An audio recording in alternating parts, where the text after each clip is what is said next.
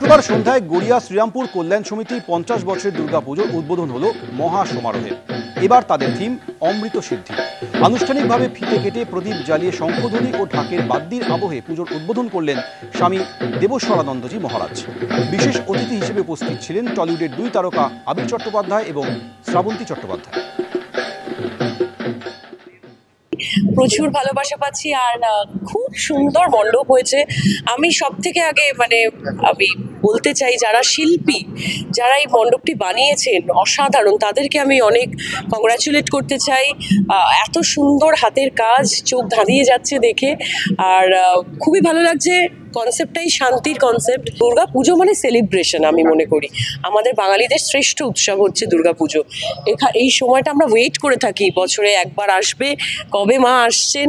আর যেদিন মা চলে যান সেদিন খুবই মন খারাপ মনে হয় আর কি, আর ভাবি যে আসছে বছর আবার হবে। আমাদের বাঙালির অন্যতম শ্রেষ্ঠ অন্যতম বড় যে উৎসব দুর্গাপুজোর একেবারে আমি বলবো শুরুই হয়ে গেছে প্রায়।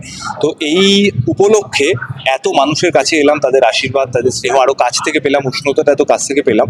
কোথাও গিয়ে একজন অভিনেতার জীবনে বা একজন শিল্পীর জীবনে এটাই সব থেকে বড় পাওয়া। আমরা কাজই করি এই কারণে, কাজ করতে ভালো লাগে, সিনেমা বানাতে ভালো লাগে, এবং তার সঙ্গে সঙ্গে এই ফিডব্যাক বা এই আশীর্বাদ বা এই উষ্ণতা পেতেও খুব ভালো লাগে।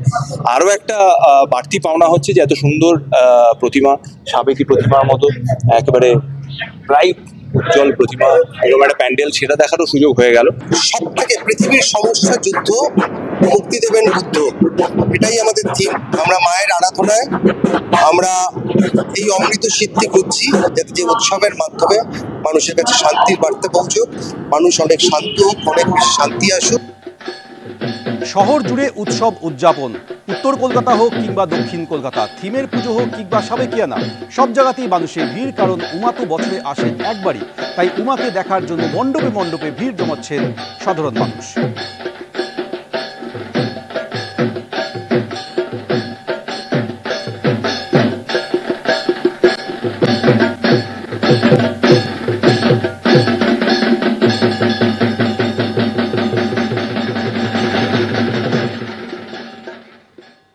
এবার দেখাবো বেহালা আদর্শ পল্লীর পুজো।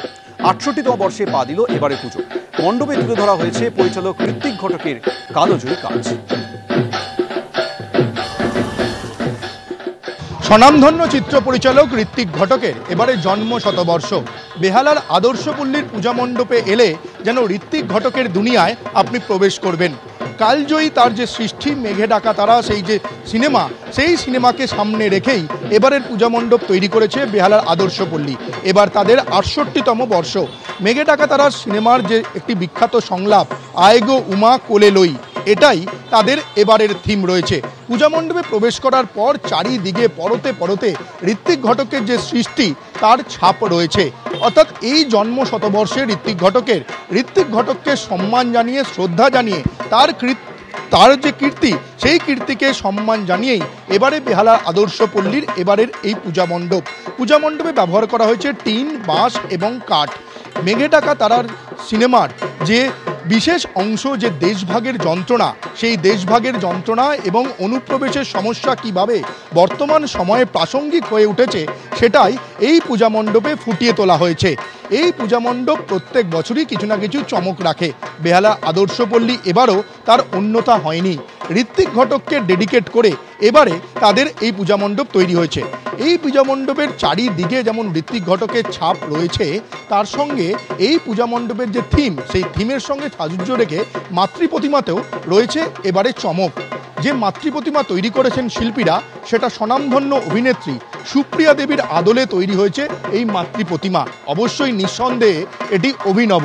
যে সমস্ত দর্শনার্থীরা আসছেন তারা দু চোখ ভরে এবং তাদের কাছে এই সুপ্রিয়া দেবীর আদলে যে মাতৃপ্রতিমা, সেটা নজর কাড়ছে।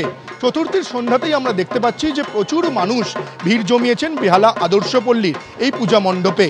সব মিলিয়ে বেহালা আদর্শ পল্লী প্রত্যেক বছরের মতো এবছরও নতুন থিমে, নতুন চিন্তা ভাবনায় মানুষকে উপহার দিয়েছেন ঋত্বিক ঘটকের মেঘে ডাকা তারার থিম।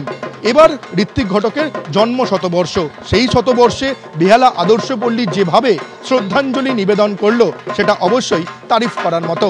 ক্যামেরায় রোজারিওর সঙ্গে সৌমিত্র রায় রিপোর্ট, এবিপি আনন্দ, কলকাতা।